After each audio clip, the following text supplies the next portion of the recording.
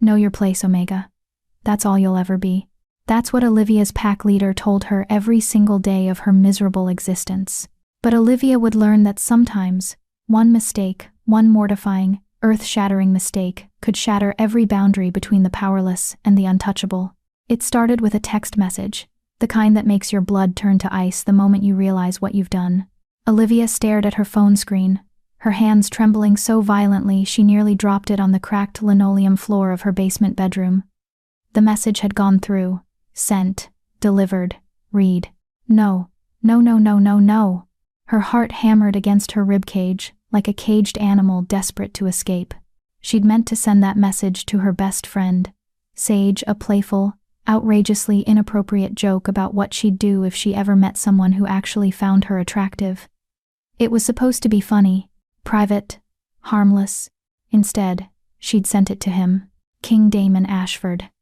The ruthless alpha king of the Northern Territories, the man whose name alone made grown warriors weep, the king who'd executed 3 pack leaders in the past year for disloyalty, the alpha whose eyes, cold, merciless silver, had stared out from every news broadcast for the past decade, announcing new laws, new punishments, new reasons why Omegas, like Olivia, should be grateful they were even allowed to breathe. And she'd just sent him a text that read, "I want you to pin me against a wall and make me forget my own name. Think you can handle that? Or should I find someone who actually knows what they're doing?" Olivia's vision blurred, her stomach churned. She was going to be sick. She was going to die. He was going to have her arrested, executed, made an example of. They'd drag her to the Capitol in chains and... Her phone buzzed. She nearly screamed. With shaking fingers, she looked at the screen. King Damon Ashford. Interesting proposition, Omega. You have exactly 1 hour to present yourself at the Northern Palace, or I'll assume you're all talk and no substance. Don't keep me waiting. Olivia's world tilted sideways. Chapter 1. The Omega who had nothing to lose. 3 hours earlier. Olivia scrubbed the pack house kitchen floor on her hands and knees, her fingers raw and bleeding from the harsh chemicals. It was her 3rd shift of the day. First, she'd cleaned the Alpha's quarters, then she'd hauled garbage from the communal dining hall. Now this. You missed a spot, Omega, sneered a voice above her. Olivia didn't need to look up to know who it was. Vivienne, the pack leader's daughter, the golden child who'd been born with everything Olivia would never have, beauty, status, power, and the kind of cruelty that came from never being told no in her entire privileged life. Where? Olivia asked quietly, keeping her eyes on the floor. A designer heel slammed down inches from her hand, splashing dirty mop water across her face and uniform. There, Vivienne said sweetly. Oh, and there, and... Oops, there too. She accidentally kicked over the bucket, sending grimy water flooding across the floor. Olivia had just spent 2 hours cleaning. Clumsy me. You'd better get that cleaned up before Mother sees it. You know how she feels about slovenly Omegas. Olivia's jaw clenched. She wanted to scream. She wanted to grab Vivienne's perfect blonde hair and slam her face into the... No. Don't. You're nothing. You have nothing. You are nothing. Yes, Vivienne. Olivia whispered. That's Miss Vivienne to you, Omega. Yes, Miss Vivienne. Vivienne's laughter echoed down the hallway as she walked away, probably off to meet her fiancé, some wealthy beta from the Eastern Packs who looked at Olivia like she was dirt on his shoe. Olivia stayed on her knees, staring at the ruined floor, and felt something inside her crack just a little bit more. She was 23 years old. She'd been a slave because that's what Omegas were in the Crimson Ridge Pack, no matter what pretty words they used, since she was 16. 7 years of this. 7 years of, yes, Alpha, and sorry, Alpha, and I'll clean that up, Alpha. 7 years of being nothing. Her parents were dead, killed in a rogue attack when she was 15. The pack had graciously allowed her to stay, but only if she worked to earn her keep. Which meant she worked 18-hour days for no pay, lived in a basement with 3 other Omegas, and ate whatever scraps were left after everyone else had eaten. And the worst part? This was considered mercy. Because Omegas without packs didn't survive, rogues didn't survive. The king's law was clear. Every wolf belonged to a pack, or they were hunted down like rabid dogs. So Olivia scrubbed floors and swallowed her rage and told herself that one day, maybe, things would get better. She didn't believe it anymore. Later, that evening, Olivia collapsed onto her thin mattress in the basement, every muscle in her body screaming. Sage, her only friend in this hellhole, was already in bed, scrolling through her phone. "Rough day?" Sage asked without looking up. "They're all rough days," Olivia muttered. "Fair point." Sage finally glanced over, her dark eyes sympathetic. "Vivienne again? Kicked over my bucket. 3 hours of work. Gone in 3 seconds. That bitch." Sage sat up. "You know what you need? A distraction. Something fun. Something that reminds you that you're a person, not a pack maid." Olivia snorted. "Like what?" "We can't leave pack territory without permission. We can't go to the entertainment district because we're not respectable enough, and we definitely can't afford anything that costs money. So, we use our imaginations." Sage grinned mischievously. "Come on. If you could have anyone, and I mean anyone in the entire shifter world, who would it be? What would you do with them?" Olivia rolled her eyes. "This is ridiculous. Humor me. You need to laugh or you're going to murder Vivienne in her sleep." "Tempting," Olivia admitted. She thought for a moment. "Fine. If I could have anyone, I'd want someone powerful. Someone who'd make everyone who ever looked down at me regret it. Someone who'd make me feel like I matter." "Ooh, I like where this is going. Keep talking." Olivia's lips twitched into a rare smile. "I'd want him to be so overwhelming that I'd forget my own name. I'd want him to—" She paused, suddenly embarrassed. "Say it." Sage encouraged. "I'd want him to pin me against a wall and make me feel like the only woman in the world." Olivia finished quietly. "I'd want someone who looks at me and sees me. Not just an omega, not just someone to use." Sage clutched her chest dramatically. "That's beautiful. And scorching hot. You should write that down." "What? No. Come on.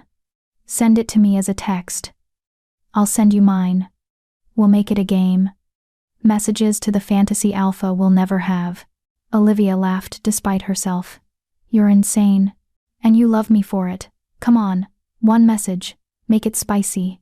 Maybe it was the exhaustion. Maybe it was the desperate need to feel something other than worthless. But Olivia picked up her phone and started typing. "I want you to pin me against a wall and make me forget my own name. Think you can handle that? Or should I find someone who actually knows what they're doing?" She showed it to Sage, who cackled with delight. "Perfect. Send it."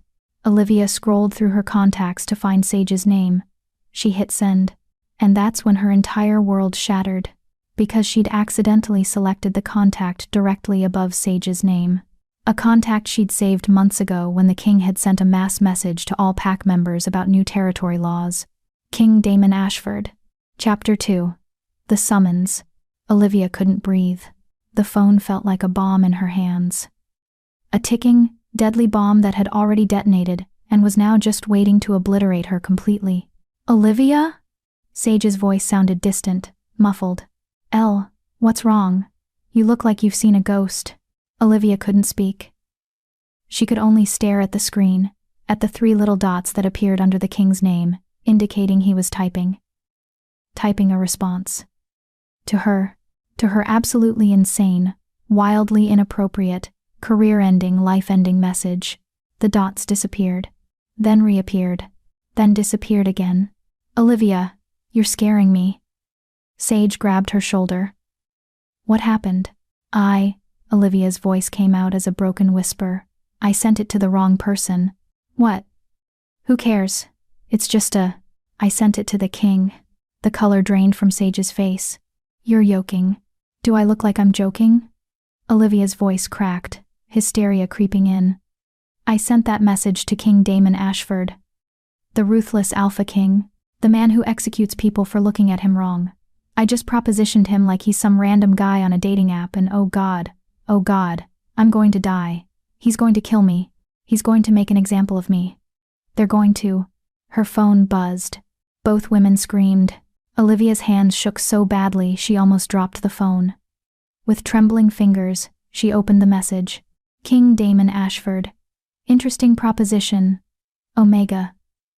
You have exactly 1 hour to present yourself at the Northern Palace.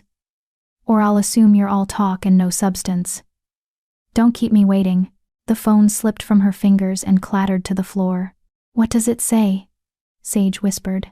Olivia couldn't answer. Her mind was spinning, fracturing into 1,000 terrified pieces. This wasn't real. This couldn't be real.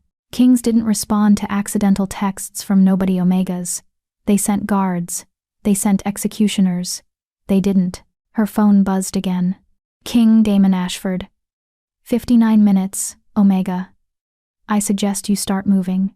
He wants me to go to the palace, Olivia breathed. He wants me to go now. Sage's eyes widened to saucers. You can't go. If I don't go, he'll come here. He'll drag me out in chains. He'll punish the whole pack for my disrespect. Olivia's voice turned hollow. At least if I go willingly, maybe he'll just kill me quickly and leave everyone else alone. Don't talk like that. Sage grabbed both of Olivia's hands. You don't know what he wants. Maybe he's just curious. Maybe he found it funny. The ruthless Alpha King doesn't find things funny, Sage. He finds things offensive, treasonous, or worthy of execution. Olivia pulled her hands away and stood on shaking legs. I have to go. I have to face this. Then I'm coming with you. No. Olivia's voice was firm despite her terror. You stay here. If this goes badly when this goes badly, I need you to tell my story. Tell everyone what happened. Make sure they know I didn't mean any disrespect. Tears streamed down Sage's face. Olivia, promise me. Promise me. I promise. Sage whispered. Olivia looked down at herself. She was wearing her cleaning uniform, a shapeless gray dress stained with chemicals and mop water. Her hair was a tangled mess.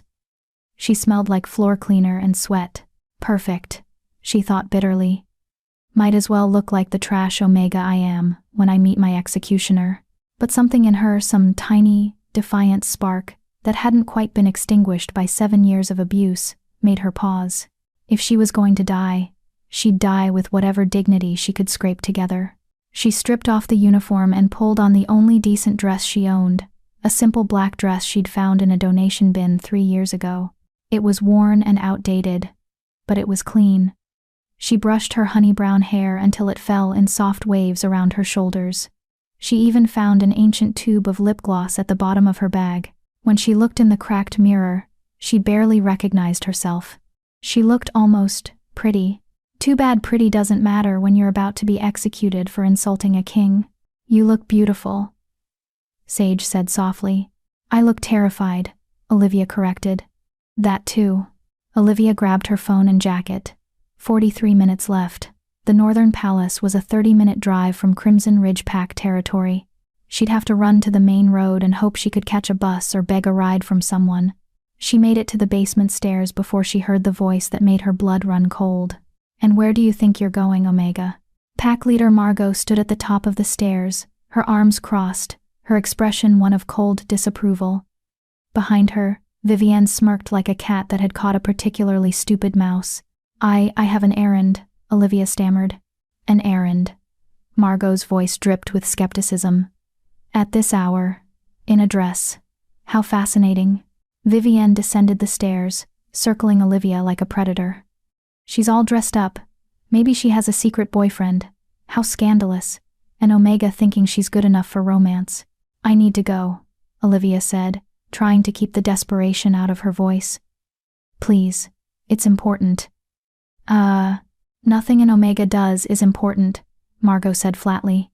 Get back in your uniform. The upstairs bathrooms need scrubbing. 39 minutes. I can't, Olivia said, and was shocked by the strength in her own voice. I have to leave. Now. Margot's eyes narrowed dangerously. You're refusing a direct order from your pack leader? I'm not refusing, I'm just… Seize her, Margot commanded. 2 guards appeared from the shadows they'd been waiting. Olivia realized with horror. This was a trap. They'd been watching her, waiting to catch her doing something wrong so they could punish her. Strong hands grabbed her arms. Take her to the discipline room, Margot ordered. 3 days in isolation should remind her of her place. No. Olivia struggled, genuine panic flooding through her. You don't understand. The king, he summoned me. If I don't go, he'll… Vivienne's laughter cut through her protests. The king? You expect us to believe the Alpha King summoned you? An Omega nobody? She turned to her mother. She's delusional. Maybe isolation isn't enough. Maybe she needs medical evaluation. Please. Olivia's voice broke. Check my phone. He sent me a message. I have to go. Margot snatched the phone from Olivia's pocket. She scrolled through the messages, her expression shifting from disdain to confusion to something that might have been fear. The phone slipped from her fingers. What is it? Mother? Vivienne asked. Margot's face had gone pale. She's telling the truth. The king. He actually summoned her. The guard's grips loosened slightly. Vivienne grabbed the phone from the floor, reading the messages. Her perfect face twisted with ugly jealousy. This is impossible. Why would the king summon her? She's nothing. She's wasting time, Olivia said, her voice stronger now.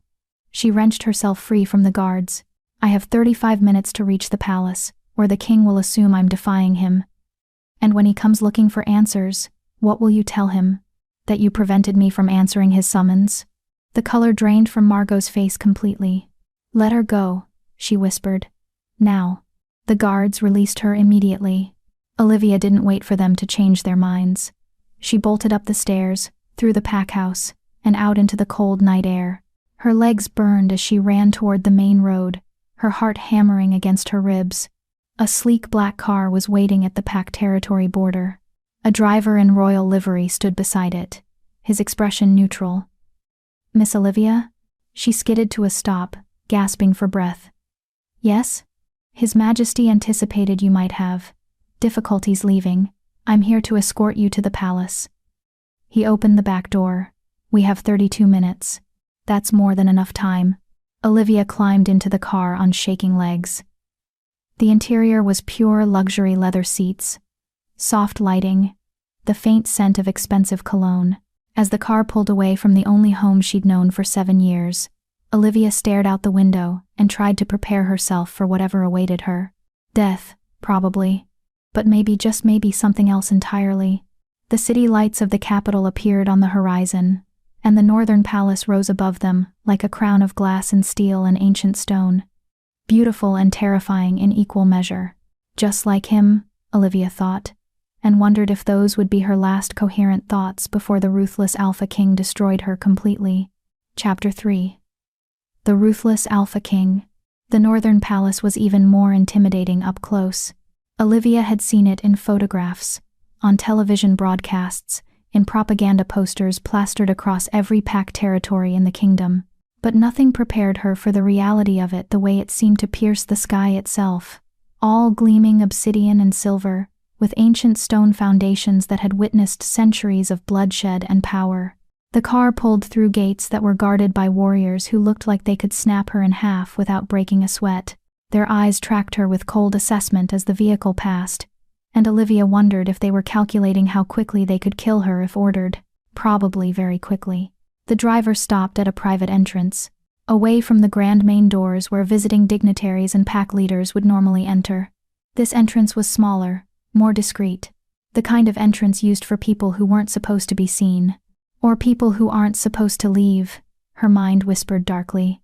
Miss Olivia, the driver said, opening her door. Someone will escort you from here. She climbed out on trembling legs. The air was colder here, sharper, as if even the weather knew to be more severe in the king's presence. A woman appeared from the shadows, tall, elegant, with silver hair swept into an immaculate bun and eyes that missed nothing. She wore the formal attire of a high-ranking palace official, and her expression was carefully neutral. I am Cordelia, the king's senior advisor, she said crisply. You are Olivia of Crimson Ridge Pack? Yes, ma'am. Cordelia's eyes swept over her, assessing, calculating. You're late by 43 seconds. His Majesty is displeased. Olivia's stomach dropped. I came as fast as I could. My pack leader tried to save your explanations for the king. Cordelia turned sharply. Follow me. Do not speak unless spoken to. Do not touch anything. Do not look directly at His Majesty unless he commands it. Do you understand? Yes, ma'am. They entered the palace through corridors that seemed designed to intimidate. Everything was sharp angles and cold perfection, marble floors polished to mirrors, walls adorned with portraits of previous alpha kings who stared down with varying degrees of cruelty, and the occasional splash of crimson in the decor that reminded visitors exactly what happened to those who displeased the crown. Olivia's heart hammered against her ribs. Every step felt like walking toward an execution, which, she supposed, she probably was. They climbed a grand staircase, turned down another corridor, and finally stopped before massive double doors made of dark wood inlaid with silver. Cordelia knocked twice. Enter. The voice from inside was deep, commanding, and sent shivers down Olivia's spine. This is it. This is where I die. Cordelia pushed open the doors and gestured for Olivia to enter. His Majesty will see you now. Olivia forced her legs to move. She stepped into the room, and the doors closed behind her with a soft, final click. The office was enormous. High ceilings, floor-to-ceiling windows overlooking the city, shelves lined with ancient texts and modern technology.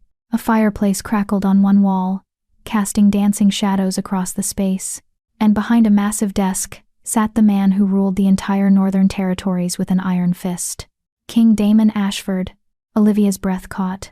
The photographs didn't do him justice, didn't capture the raw, overwhelming presence of him. He was tall. She could tell even with him seated, broad-shouldered, with dark hair that was slightly too long to be properly formal, and eyes that were indeed silver, but not the cold, dead silver she'd expected. They were molten metal, burning with intelligence and something else she couldn't quite name. He was handsome in the way. A sword was handsome, all sharp edges and deadly precision. He was terrifying. He was, staring at her with an expression she couldn't read. "You're shorter than I expected," he said finally.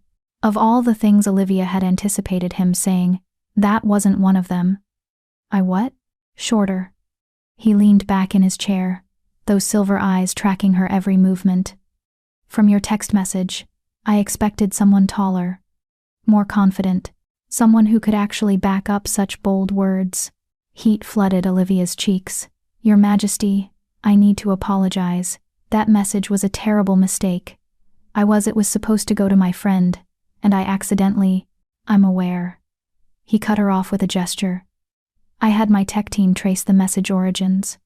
They confirmed you were composing texts with a friend, engaging in what I believe is called fantasy roleplay." He said the words with the faintest hint of distaste, as if the concept was beneath him. "So, you didn't mean to proposition your king?" "No, I mean yes, I didn't mean to. I would never," Olivia stammered, tripping over her words. "I have nothing but respect for you, Your Majesty. I wasn't trying to be disrespectful or inappropriate, I just—" "Stop." His voice was quiet but commanded instant obedience. "Stop apologizing. It's tedious." Olivia's mouth snapped shut. Damon stood, and Olivia's assessment was correct.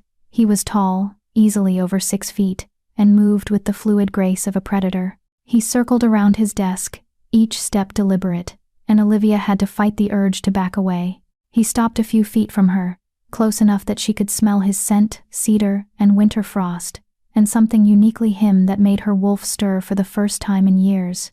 "No. Absolutely not. Do not react to him. Do not. Look at me," he commanded. Olivia's eyes snapped up to meet his, even though Cordelia had explicitly told her not to look at him directly. But she couldn't disobey a direct order from the king himself. Those silver eyes bore into hers, searching, analyzing. "You're terrified." It wasn't a question, but Olivia answered anyway. "Yes, Your Majesty." "Of me? Of what you'll do to me for my disrespect?" A ghost of something amusement, curiosity, flickered across his face. "And what do you think I'll do to you?" "Execute me," Olivia said quietly. "Make an example of me. Show the kingdom what happens to Omegas who forget their place." He tilted his head slightly. "Is that what you've been taught? That I execute people for minor offenses? You execute pack leaders for disloyalty. Pack leaders who committed treason," he corrected. who were stealing resources from their packs, abusing their power, and threatening the stability of the kingdom.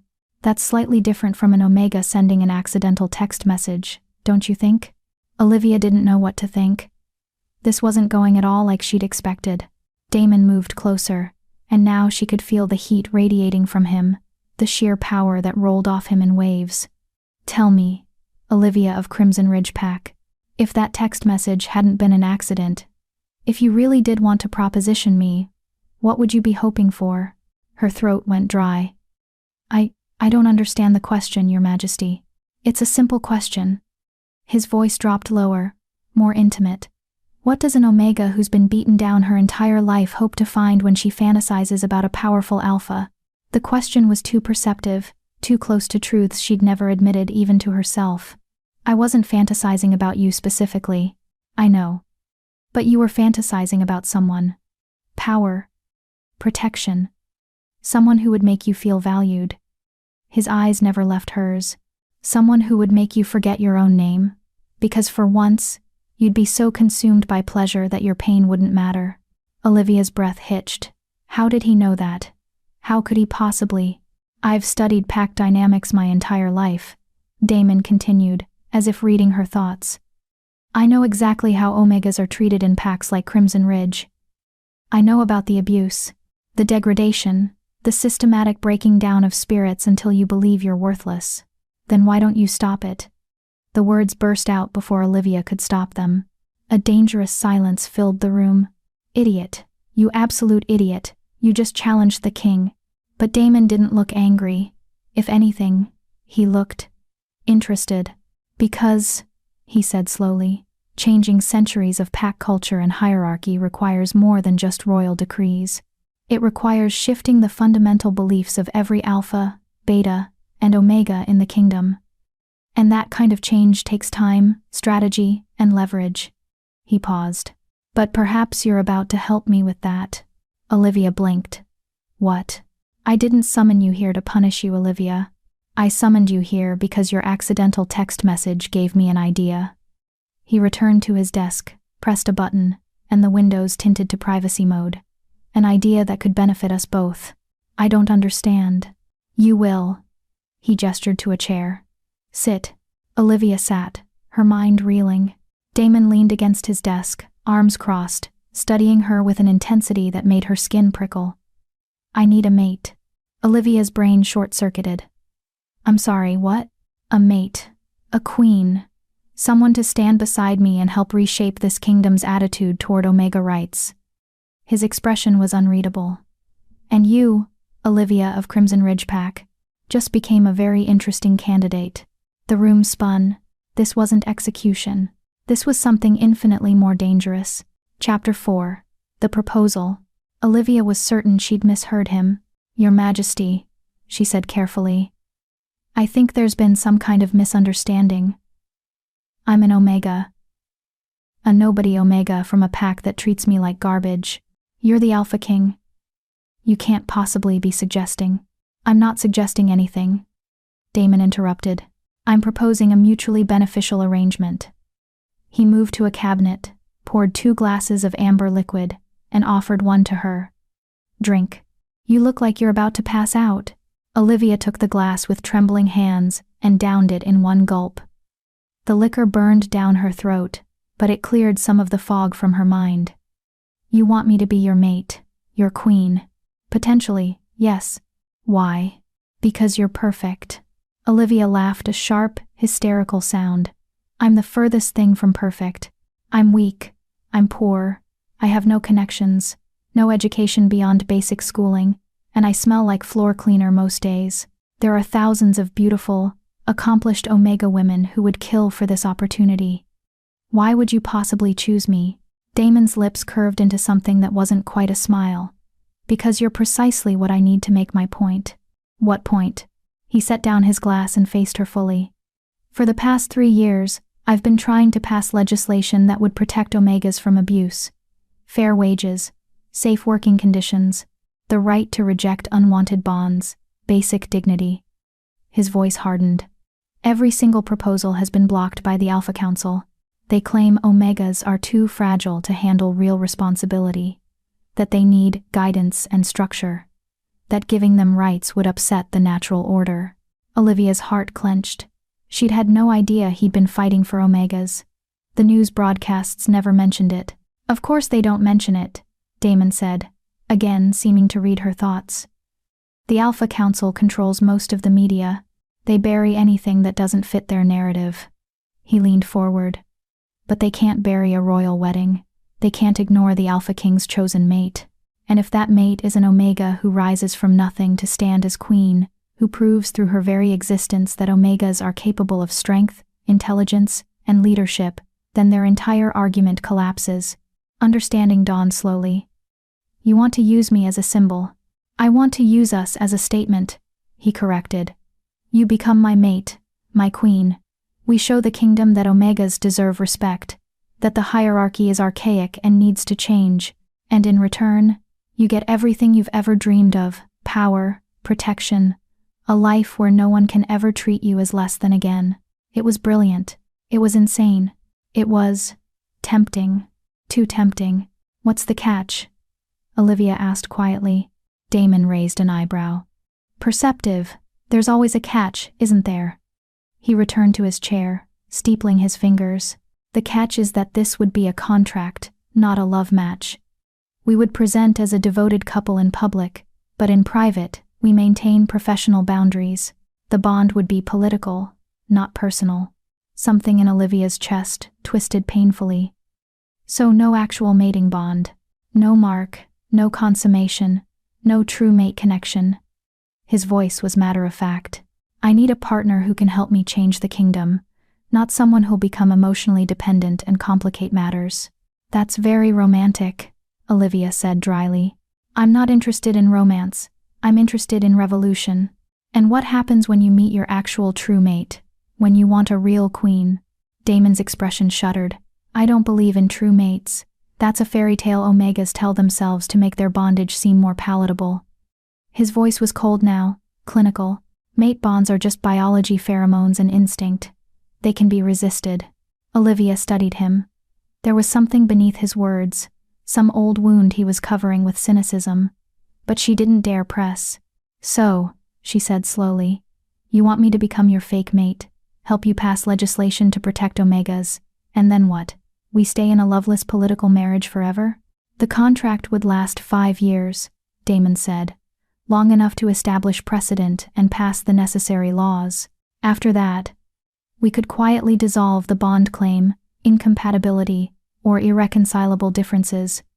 You'd be set for life. Wealth, status, protection. You could live wherever you want, do whatever you want. No one would dare mistreat a former queen. 5 years of pretending to be in love with the most dangerous man in the kingdom. 5 years of living a lie. 5 years of having everything she'd ever wanted, except the one thing she'd truly craved: someone who actually cared about her. And if I say no? Olivia asked.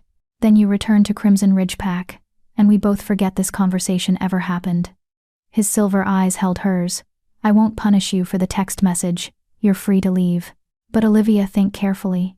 When will you ever get another chance to escape that basement? To matter? The words hit like a physical blow because they were true. This was her chance. Her one, singular opportunity to become something more than an abused Omega scrubbing floors for people who despised her. But it would cost her. It would cost her any hope of finding real love, real connection. She'd be trading one kind of prison for another, a gilded cage instead of a basement, but a cage nonetheless.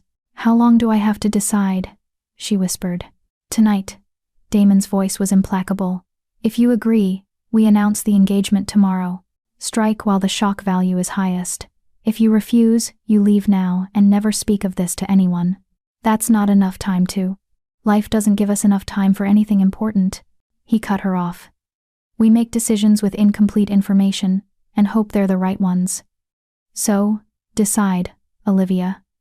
Stay a victim or become a queen. Olivia closed her eyes.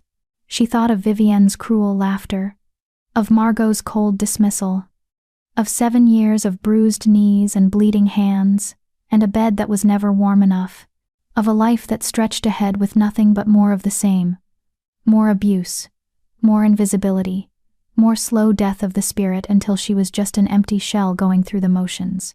She thought of Sage, who deserved better than to watch her best friend be ground into dust. She thought of all the other Omegas in all the other packs, suffering the same fate, with no one powerful enough to fight for them. And she thought of herself, of the girl she'd been before her parents died, before the pack broke her. The girl who'd dreamed of adventure and love and a life that meant something. That girl was still in there somewhere, buried under years of trauma. Maybe it was time to let her out. Olivia opened her eyes and met Damon's gaze. I have conditions. I have... He leaned forward, interested. I'm listening. First, I want Sage, my friend, brought here to the palace. She gets a real job, real pay, and protection. She doesn't go back to Crimson Ridge. Done. Second, I want to actually help with the legislation. I don't want to be just a pretty symbol. I want to use my experience to make real changes. Agreed. I'd planned on that anyway. Third, this one was harder. If either of us meets our true mate during these 5 years, we dissolve the contract immediately. No questions asked. I won't trap you, and you won't trap me. Something flickered in Damon's eyes. Surprise? Respect? That's remarkably fair-minded. I've been trapped my whole life, Olivia said quietly. I won't do that to someone else, even in a fake arrangement. Damon stood and extended his hand. Then we have an agreement. 5 years.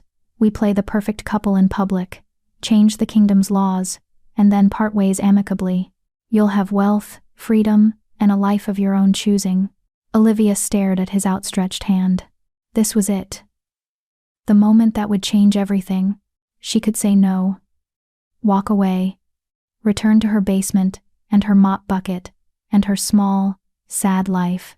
Or she could take his hand and step into the unknown. Sometimes, one mistake can shatter every boundary between the powerless and the untouchable. A voice whispered in her memory. Her own voice, from what felt like a lifetime ago. Maybe this wasn't a mistake. Maybe this was destiny wearing a disguise. Olivia reached out and clasped Damon's hand. His grip was strong, warm, and sent electricity racing up her arm. I accept your offer, Your Majesty. His lips curved into a real smile, this time sharp and dangerous and thrilling. Then I suppose we should discuss wedding plans. And Olivia? Yes? Call me Damon. We're engaged now. Might as well start practicing intimacy. The way he said the word intimacy made heat flood through her body. This was going to be a very complicated 5 years. Subscribe if you believe Olivia deserves better than the life she's been forced to live, because people like her need an audience that won't abandon them when things get dangerous. Drop a comment if you'd make the same choice Olivia just did. Would you take the deal? Chapter 5. The Transformation. Olivia didn't return to Crimson Ridge that night. Within an hour of accepting Damon's proposal, Cordelia had whisked her away to a private wing of the palace, a suite of rooms so luxurious that Olivia was afraid to touch anything. Crystal chandeliers, silk curtains, a bed that looked like it belonged in a fairy tale, and a bathroom larger than the entire basement she'd shared with 3 other Omegas. This will be your quarters until the wedding, Cordelia explained, her tone brisk but not unkind. After the ceremony, you'll move into the Queen's wing adjacent to His Majesty's rooms. For appearances. Right. Appearances. Olivia's voice sounded hollow, even to her own ears. Cordelia's sharp eyes softened slightly. I know this must be overwhelming, but you should understand something: the king doesn't make decisions lightly. If he chose you, there's a reason beyond the political statement. What reason? That's for you to discover. Cordelia moved toward the door. Rest tonight. Tomorrow, we begin your transformation. You have 1 week to become a queen. The door closed with a soft click, leaving Olivia alone in more luxury than she'd ever imagined. She should have felt relieved, safe, triumphant. Instead, she felt terrified. She walked to the massive window overlooking the palace gardens, manicured hedges, fountains that sparkled under moonlight, paths that led to places she'd never been allowed to explore. Beyond the gardens, the city glittered like 1,000 fallen stars. Somewhere out there was Crimson Ridge Pack. Vivienne was probably celebrating, thinking Olivia had been executed. Margot was probably relieved to be rid of her, problem omega. And, Sage. Olivia's phone buzzed. Sage. Are you alive? Sage. Please tell me you're alive. Sage. Olivia. I swear if you're dead I'm going to kill you myself. Olivia's eyes burned with tears. She typed quickly. Olivia. I'm alive. I'm at the palace. And Sage. Something insane just happened. Sage. What? Did he let you go? Are you coming back? Olivia. I'm not coming back. Ever. But you are. Pack your things. You're moving to the palace tomorrow. What? Olivia. I'll explain everything when you get here. Just trust me. Your life is about to change too. Sage. Olivia, what did you do? Olivia. I agreed to marry the king. There was a long pause. Then, Sage. I'm sorry. My phone must be broken because it looks like you just said you're marrying the Alpha King. Olivia. Your phone isn't broken. Sage. Explain. Now. Olivia spent the next 20 minutes typing out everything. The accidental text, the summons, the proposal, the contract, the 5-year plan. Everything except the part about it being fake. That detail felt too dangerous to put in writing, even to her best friend. Sage. This is the most insane thing I've ever heard. Sage. I'm so proud of you. Sage. Also terrified for you. Sage. But mostly proud. Sage. You're going to be a queen. Olivia, a fake queen. But yes. Sage. Doesn't matter. You're getting out. We're both getting out. I could cry. Olivia. Save the tears for tomorrow. They're going to transform me into someone worthy of being queen.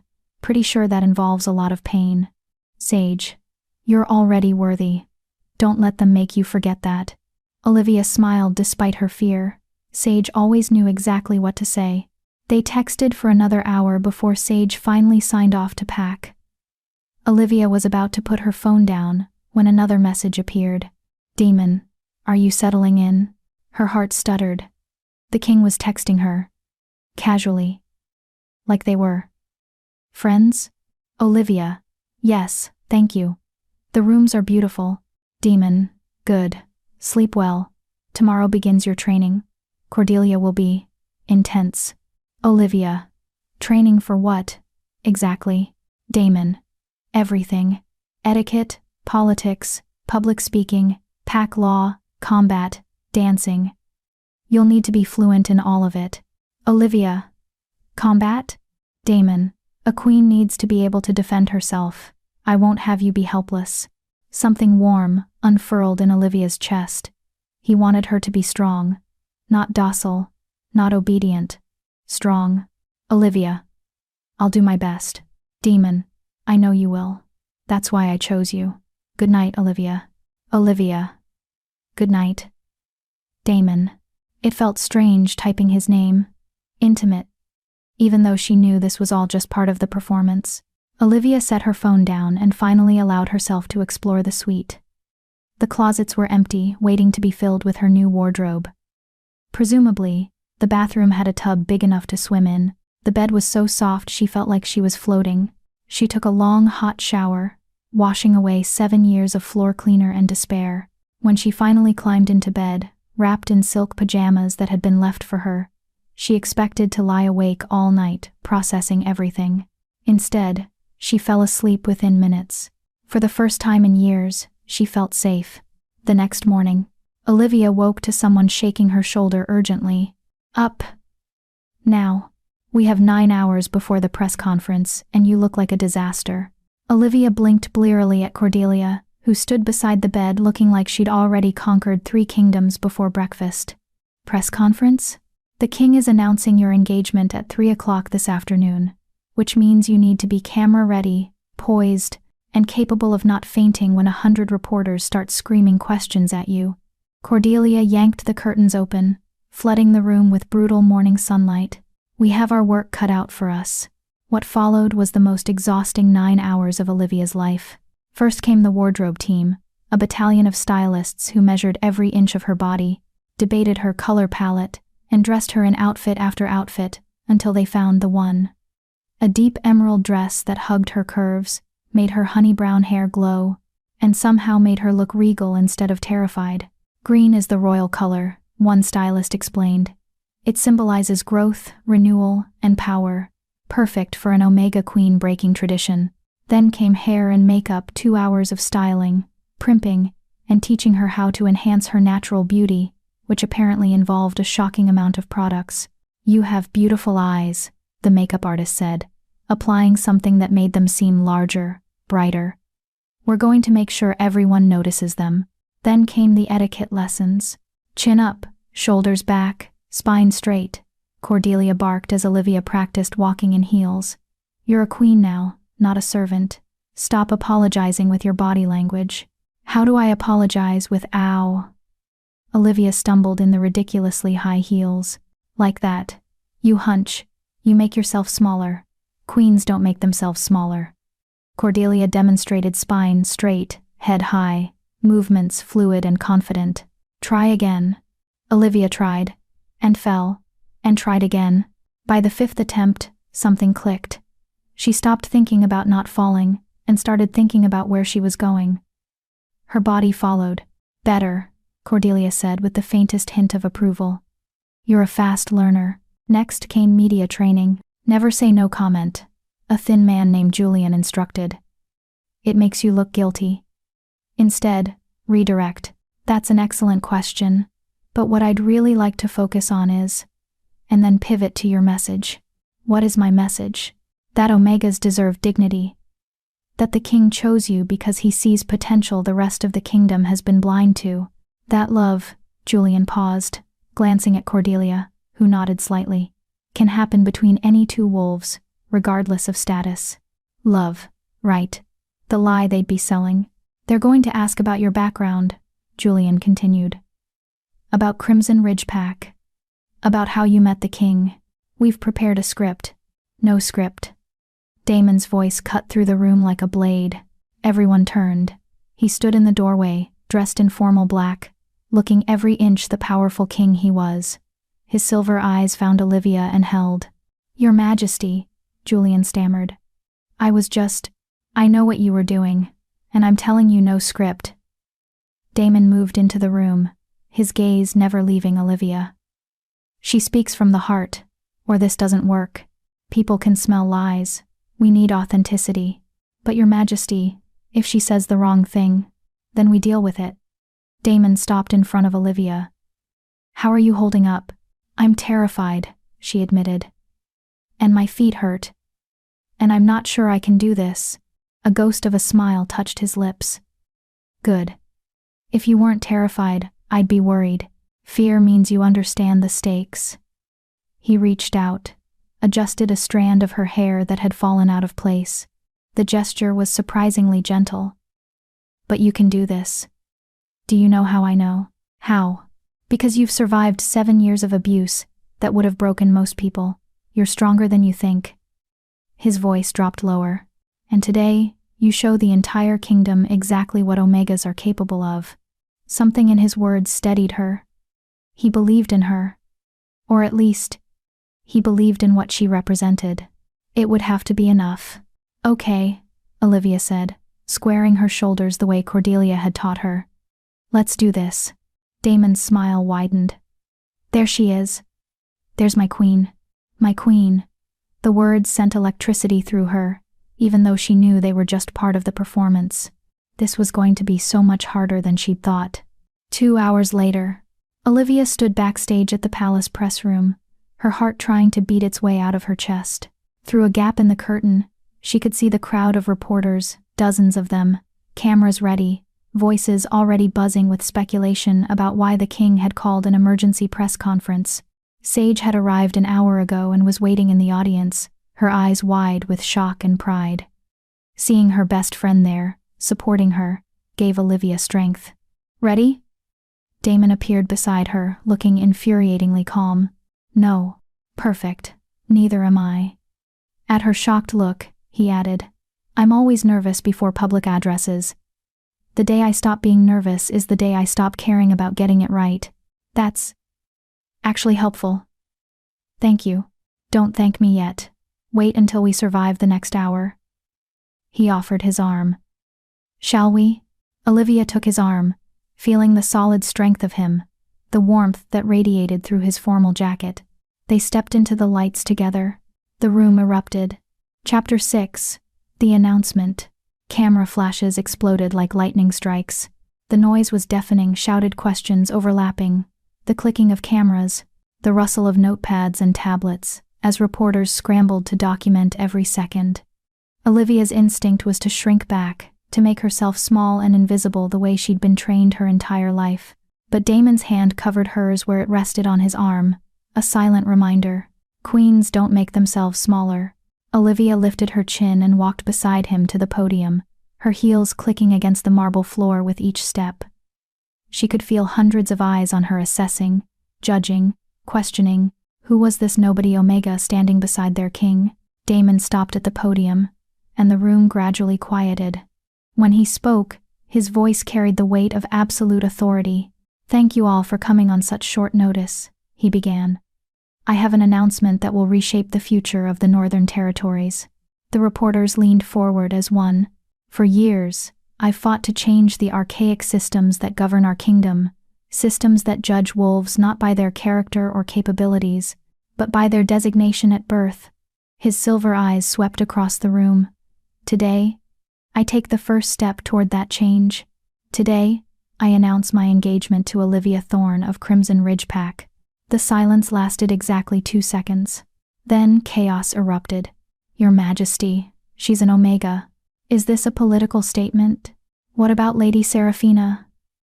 Weren't you? How long have you been seeing each other? Does the Alpha Council approve? Damon raised one hand, and the room fell silent again. The display of power was breathtaking, one gesture, and dozens of aggressive reporters simply stopped talking. I will take questions in a moment, he said. But first, I want to be absolutely clear about something. Olivia is not a statement. She is not a political maneuver. She is my chosen mate, and she will be your queen. Anyone who questions her worth based on her designation will answer to me personally. The threat in his voice was unmistakable. Now, questions. A female reporter near the front stood immediately. Your Majesty, how did you meet Miss Thorne? Damon glanced at Olivia, giving her the floor. This was it. Her first test. Olivia stepped closer to the microphone, her voice shaking slightly but growing stronger with each word. We met through an unexpected conversation, a message that was meant for someone else, but ended up changing both our lives. It was the truth, just not all of it. What drew the king to you? Another reporter called out. You'd have to ask him, Olivia said, managing a small smile. But I hope it's because he saw someone who understands what it means to struggle, someone who wants to make things better for those who have no voice. And what makes you qualified to be queen? A male reporter's voice was sharp, challenging. You have no political experience, no royal training. Neither did the king's great-grandmother when she became queen consort, Olivia interrupted, surprising herself with her boldness. She was a merchant's daughter from the Eastern Pacts, yet she's remembered as one of the most effective queens in our history because she understood the common wolves. She knew what they needed because she'd lived it. Several reporters nodded, impressed. Julian's research had paid off. He'd given her historical examples to draw on, and she'd absorbed them like a lifeline. Are you saying Omegas are as capable as Alphas? The challenge was clear. I'm saying capability has nothing to do with designation, and everything to do with character, Olivia replied. The Omega who keeps a pack house running, who manages resources, who mediates conflicts, she's demonstrating leadership every single day. We've just never called it that. Damon's hand found the small of her back, a gesture of support that the cameras caught immediately. The touch sent heat spiraling through her. One more question, Damon announced. A young reporter near the back stood. Miss Thorne, are you afraid? The position you're stepping into has historically been dangerous. Queens have been assassinated, overthrown, destroyed by political enemies. Does that frighten you? The room held its breath. Olivia thought of her basement bedroom, of Vivienne's cruelty, of 7 years of being treated as less than nothing.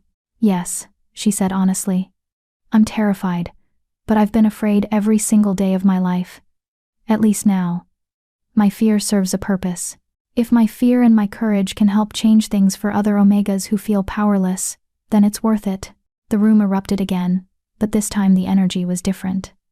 Some reporters were nodding. Others were already typing furiously. A few even looked moved. Damon leaned into the microphone. The wedding will take place in 6 days. Details will be provided to approved media outlets. Thank you. He guided Olivia off the stage as questions continued to fly. The moment they were backstage, away from the cameras, Olivia's knees buckled. Damon caught her, his strong arms steadying her. Breathe. You did perfectly. I thought I was going to throw up. I know. But you didn't.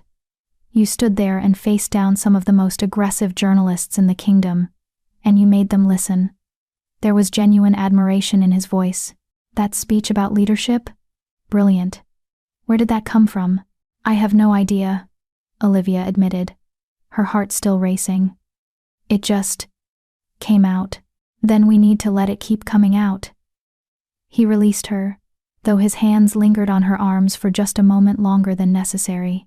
Come on, we need to get you somewhere private before the media circus moves backstage. But before they could leave, Cordelia appeared with Sage in tow.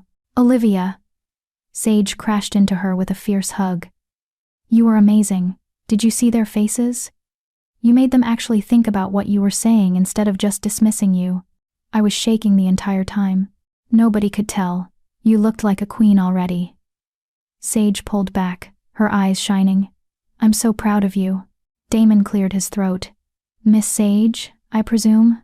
Sage's eyes went wide as she realized she was standing directly in front of the Alpha King. Oh gods, yes, I'm Sage. I'm so sorry for the informal greeting, Your Majesty. It's fine, Damon said, and was that amusement in his voice? Any friend of Olivia's is welcome here. Cordelia will show you to your new quarters and help you get settled.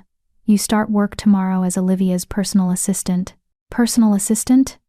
Sage looked at Olivia in shock. I need someone I trust, Olivia explained. Someone who'll tell me when I'm being an idiot. That's you. Tears welled in Sage's eyes. You're going to make me cry in front of the king.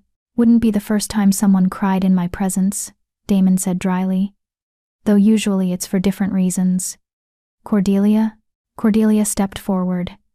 Come along, Miss Sage. Let's give them some privacy. As Sage was led away, still looking dazed, Damon turned back to Olivia. We need to talk. Privately. Come with me. He led her through a maze of corridors to a small, intimate study she hadn't seen before. The moment the door closed, his demeanor shifted. We have a problem, he said. Olivia's stomach dropped. What kind of problem? The Alpha Council called an emergency session. They're demanding an audience with you. Tomorrow. Why? To test you. To try to prove you're unfit to be queen. His jaw tightened. They're going to do everything in their power to break you, humiliate you, and force me to rescind the engagement. Can they do that? Force you to rescind it? No. But they can make your life hell. And they will. He moved closer, his silver eyes intense. Olivia, listen to me. These alphas are vicious. They'll attack every weakness, every insecurity. They'll try to make you feel like the worthless Omega your pack told you that you were. So what do? You show them exactly what you showed those reporters, that you're stronger than they think. He paused. But there's something else. Something I need to tell you before you walk into that council room. What? One of the council members is Alpha Julius Blackwood, of Crimson Ridge Pack. Your former pack leader's husband. The blood drained from Olivia's face. Margot's husband? He's on the Alpha Council? Has been for 15 years, and he's one of my most vocal opponents on Omega rights. Damon's expression was grim. He knows exactly who you are, Olivia. He knows where you came from, what you've endured, and he's going to use every piece of that against you. Olivia sank into a chair, her mind reeling. She'd thought escaping Crimson Ridge meant escaping that life, but she was about to walk into a room with the man who'd allowed his wife to torture her for 7 years. I can cancel the meeting, Damon offered. Tell them you're not ready. Buy us more time. No. Olivia's voice was stronger than she expected. If I run from this, they'll know I'm weak. They'll never stop testing me. She looked up at him. You said you chose me because I'm strong enough for this. So let me prove it. Something flickered in Damon's eyes, respect, admiration, and something else she couldn't quite name. Then, we prepare, he said. We have until tomorrow morning to turn you into someone they can't break, starting now. What does that involve? He smiled, sharp and dangerous. Everything you'll need to survive tomorrow. Combat training, political strategy, and most importantly teaching you how to be ruthless. Olivia stood, squaring her shoulders. Then let's begin. If Olivia's courage in the face of impossible odds moves you, subscribe so you never miss stories of underdogs rising to power. Stories like these deserve an audience that truly cares. Drop a comment. What would you say to the Alpha Council if you were in Olivia's position? Chapter 7. The Preparation. The training room was unlike anything Olivia had ever seen. Weapons lined the walls, swords, staffs, daggers gleaming under harsh fluorescent lights. Training mats covered the floor. Mirrors reflected every angle, making the space feel both larger and more intimidating. Damon had changed into training clothes, dark pants, and a fitted shirt that revealed exactly how muscular he was. Olivia tried not to stare, and failed miserably. First lesson, he said, tossing her a staff. Defense. Olivia caught it clumsily. I thought you were teaching me political strategy. I am. Politics is war without the blood, usually. He picked up his own staff, twirling it with practiced ease. But sometimes, the best political move is demonstrating that you're not afraid of a fight. The Alpha Council respects strength above all else. So we're going to make sure you can project it. I don't know how to fight. Then you're about to learn. Attack me. Olivia blinked. What? Swing the staff. Try to hit me. Don't hold back. When she hesitated, his voice sharpened. That's an order, Olivia. Attack your king. Something about the command, the way he was deliberately provoking her, sparked anger. All the rage she'd swallowed for 7 years suddenly had an outlet. She swung the staff. Damon blocked it effortlessly, the crack of wood against wood echoing through the room. Predictable. You telegraphed that swing from across the room. Again. Olivia attacked again. And again.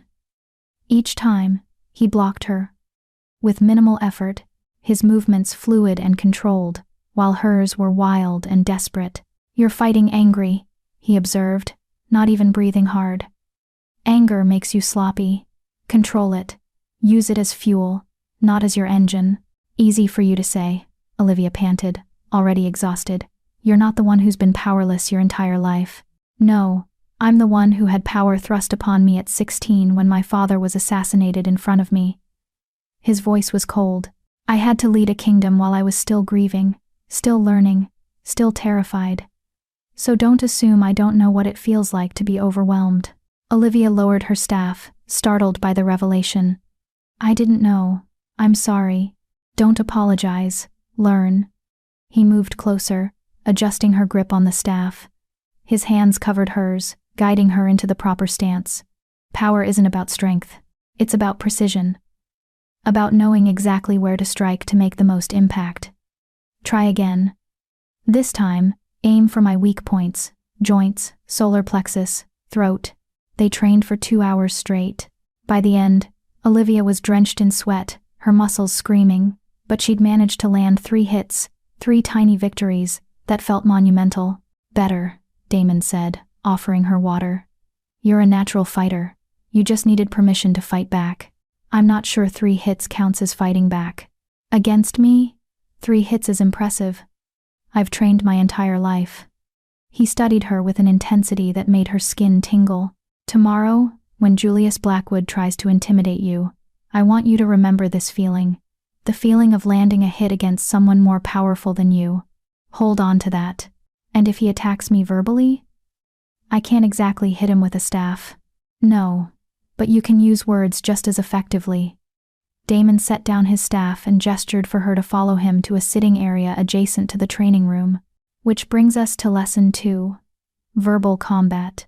For the next 3 hours, Damon drilled her on Alpha Council politics. Julius Blackwood's weakness is his pride, Damon explained, pacing as he spoke. He believes Omegas are fundamentally inferior. So when you demonstrate intelligence, composure, or strength, it threatens his entire worldview. Use that. How? By staying calm when he expects you to break. By answering his attacks with logic instead of emotion. By making him look unreasonable in front of the other council members. Damon stopped pacing, fixing her with his silver gaze. I'll give you an example.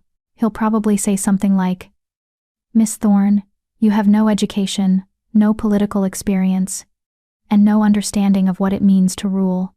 What makes you think you're qualified to be queen? Olivia's stomach churned just imagining it. And I say? You say, Alpha Blackwood, I've spent 7 years managing a pack house, organizing resources, mediating conflicts, and ensuring everything ran smoothly despite having no authority and limited resources. If I can do that with nothing, imagine what I'll accomplish with the full support of the crown. Damon's lips curved. Then you smile. Sweetly. And wait for him to implode. That's actually brilliant. I've been dealing with the Alpha Council for a decade. I know how they think. He sat across from her. Your turn. I'll play Julius. Respond to whatever I say. What followed was the most intense verbal sparring Olivia had ever experienced. Damon attacked her with every insult, every doubt, every cruel question she might face. And slowly, painfully, she learned to respond. Not with anger, not with tears, but with calm, devastating logic that turned each attack back on itself. You're nothing but a basement rat pretending to be a queen. And yet, this basement rat is sitting across from the Alpha King as his chosen mate. What does that say about your ability to judge potential, Alpha? Better, Damon said, dropping the persona. But sharper. Add a barb at the end. Something like, perhaps that's why you've opposed every progressive reform the king has proposed. You're unable to see value in anything that challenges your comfortable worldview. Olivia repeated it, adding the extra bite. This time, Damon smiled with genuine approval. Perfect. That's the kind of response that makes allies in the room. You're not just defending yourself, you're pointing out his pattern of obstruction. The other council members will notice. They continued until Olivia's throat was raw and her mind was spinning with strategies, responses, and political maneuvering she'd never imagined she'd need to know. Finally, Damon called a halt. That's enough for tonight. You need rest. I don't think I can sleep, Olivia admitted. I'm too wound up. Then walk with me. It wasn't a request. Damon led her through the palace gardens under starlight. The air was cool, fragrant with night-blooming flowers. For a few minutes, they walked in comfortable silence. Can I ask you something? Olivia said finally. You just did. But yes, you can ask another thing. She almost smiled. Why are you really doing this? The Omega rights legislation, choosing me, all of it. It's more than just political strategy. There's something personal driving you. Damon was quiet for so long she thought he wouldn't answer. When he finally spoke, his voice was softer than she'd ever heard it. My mother was an Omega. Olivia stopped walking. What? It's not common knowledge. My father kept it quiet because the Alpha Council would have used it against him. Damon stared up at the stars. She was brilliant, kind, stronger than anyone gave her credit for. But the pack system broke her. She died when I was 12, officially from illness. But I know the truth. She died from being crushed under the weight of a system that told her she was worthless every single day of her life. Olivia's heart clenched. I'm so sorry. I made a promise to her before she died. That I'd change things. That no Omega would ever have to feel the way she felt. He looked at Olivia, and in his eyes she saw old pain mixed with fierce determination. That's why I chose you. Not just because you're useful for my plans, though you are, but because you remind me of her. That same strength hiding beneath layers of trauma. That same refusal to completely break, no matter what the world throws at you. Tears pricked Olivia's eyes. She'd be proud of you. I hope so. He reached out, catching a tear that had escaped with his thumb. The gesture was unexpectedly gentle. Get some rest, Olivia. Tomorrow, we show the Alpha Council exactly what Omegas are capable of. As Olivia walked back to her quarters, her mind was reeling. This arrangement was supposed to be purely political, professional. no emotional attachment. But Damon had just shown her his heart, and she was beginning to realize that pretending not to care about him was going to be impossible. The next morning, Olivia dressed in armor of a different kind, a sharply tailored suit in deep burgundy, her hair pulled back in a severe bun, minimal makeup that emphasized her eyes. She looked powerful, controlled, nothing like the frightened Omega who'd scrubbed floors just days ago. Sage helped her with the final touches. "You look like you could conquer kingdoms. I'd settle for surviving the next few hours." "You will, because you're not alone." Sage squeezed her hand. "Damon believes in you. I believe in you. Now you just need to believe in yourself." A knock at the door announced Cordelia's arrival. "The Alpha Council is assembled. His Majesty is waiting to escort you." Olivia took a deep breath and stepped into the hallway. Damon was there, dressed in full royal regalia, black suit with silver accents, the crown of the Northern Territories gleaming on his head. He looked every inch the ruthless king the kingdom feared. "Ready?" he asked. "No. But I'm going anyway." His lips twitched. "That's my queen." He offered his arm. "Remember everything I taught you. Don't let them see fear. And Olivia?" "Yes? Make them regret underestimating you." Together, they walked toward the council chamber, toward the men who wanted to destroy her before she could even begin. Olivia lifted her chin. Let them try. Chapter 8. The Alpha Council. The council chamber was designed to intimidate. A massive circular room with a domed ceiling that seemed to stretch into infinity. 12 high-backed chairs arranged in a semicircle, each occupied by an alpha who radiated power and authority. At the center, facing them all, was a single chair, smaller, lower, deliberately positioned to make whoever sat in it feel insignificant. That chair was meant for Olivia. Damon squeezed her hand once before releasing it. "Remember, you are their equal. Act like it." Then he took his position at the head of the council, his throne elevated above the others. And Olivia was alone. She walked to the center chair with measured steps, channeling everything Cordelia had taught her. Spine straight, head high, no apologies in her body language. She sat, meeting the eyes of each council member in turn. Most looked skeptical. A few seemed openly hostile. And there, 3 seats to the left, sat Julius Blackwood, gray-haired, sharp-eyed, wearing an expression of pure contempt. "Let us begin," Damon's voice rang out. "Council members, as you know, I have chosen Olivia Thorne as my mate and future queen. This session is to formally introduce her and address any concerns you may have. I expect civility and respect. Alpha Blackwood, you may begin." Of course he'd give Julius the first strike. This was a test for both of them. Julius stood, his presence commanding the room. "Your Majesty, council members, I'll be direct. Miss Thorne comes from my territory, Crimson Ridge Pack. I have known her since she was a child, and I must speak honestly about what I've observed." Olivia's pulse quickened, but she kept her face neutral. "She is an Omega with no formal education beyond basic schooling," Julius continued. "She has spent the past 7 years performing menial labor. She has no political training, no understanding of governance, no connections or alliances that would strengthen the crown. She is, quite frankly, the least qualified candidate for queen in the history of this kingdom." Several council members nodded. "Furthermore," Julius pressed, "her sudden elevation sends a dangerous message to Omegas across the kingdom that they can aspire beyond their natural station.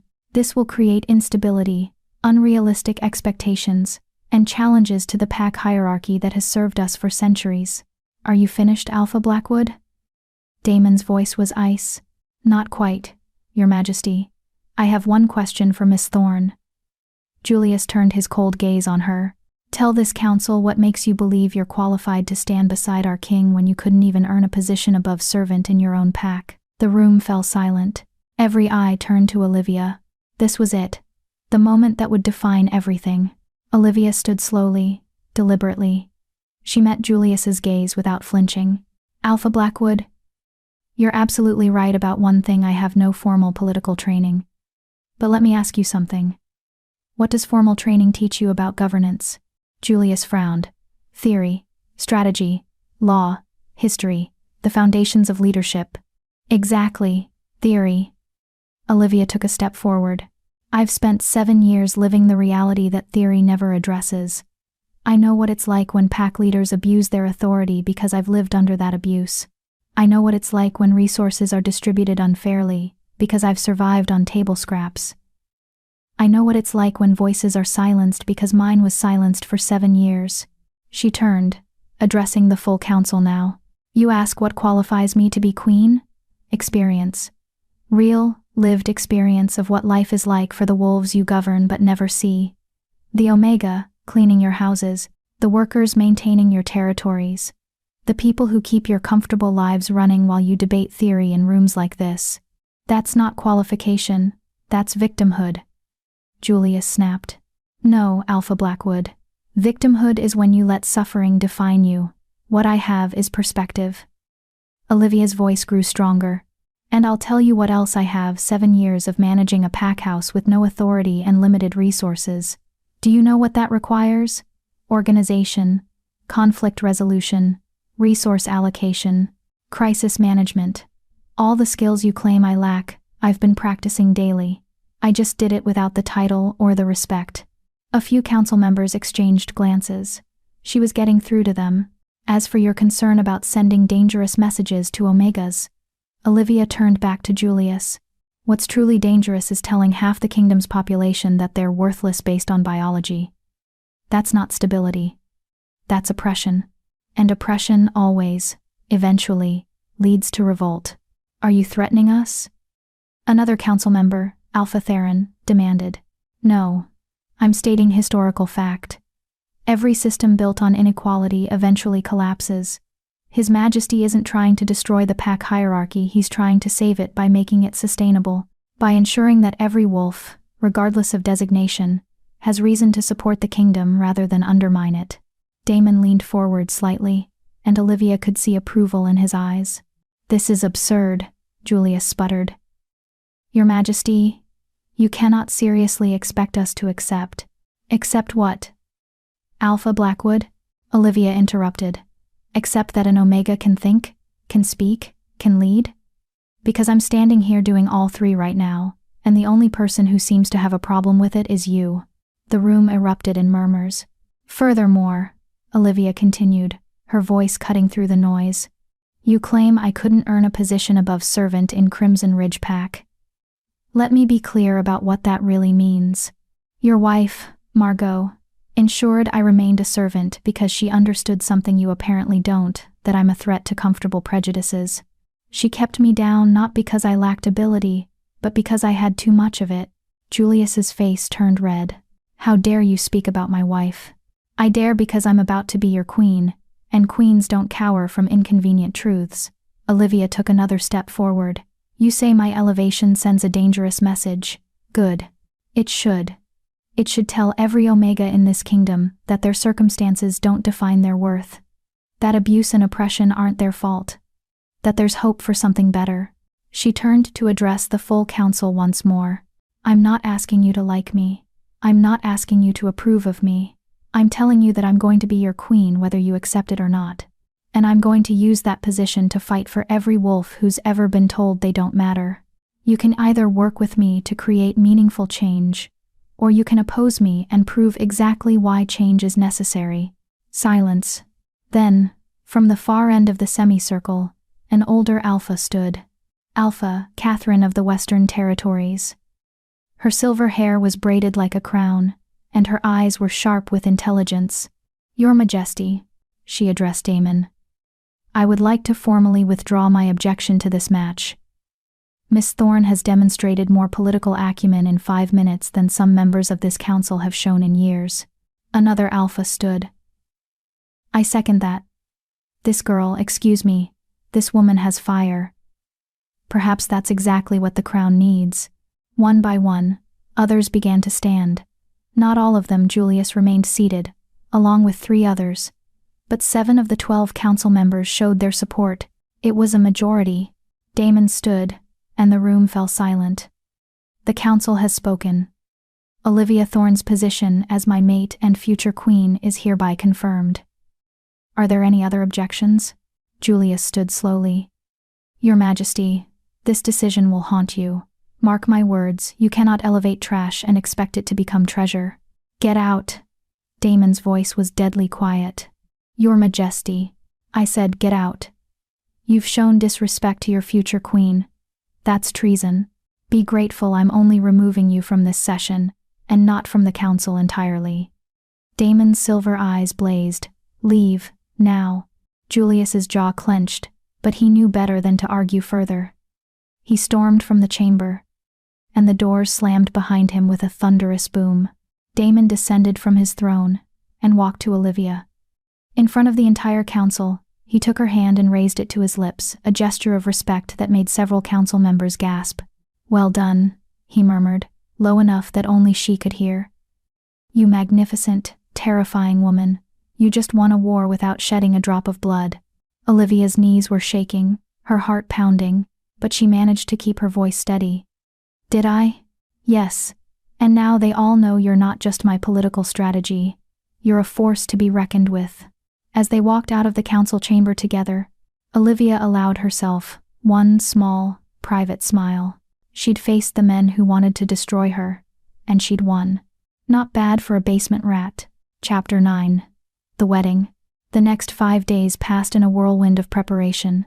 Dress fittings, ceremony rehearsals, media interviews, meetings with diplomats from neighboring territories who wanted to assess the new queen-to-be, security briefings about potential threats, because apparently there were wolves who'd rather see her dead than seated on a throne. Through it all, Damon was a constant presence. Not hovering, but there. Making sure she had what she needed. Stepping in when someone pushed too hard. Teaching her the 1,000 unspoken rules of royal life. And slowly, dangerously, Olivia found herself forgetting this was supposed to be fake. The way he looked at her when he thought she wasn't watching. The way his hand lingered on her back when he guided her through crowds. The way his voice softened when they were alone. It felt real, but it wasn't. She had to keep reminding herself of that. This was a 5-year contract. A political arrangement. Nothing more. No matter how much her heart whispered otherwise. The morning of the wedding, Olivia stood in front of a full-length mirror, barely recognizing herself. The wedding dress was a masterpiece, white silk that seemed to glow from within, fitted bodice with delicate silver embroidery that caught the light, a skirt that flowed like water.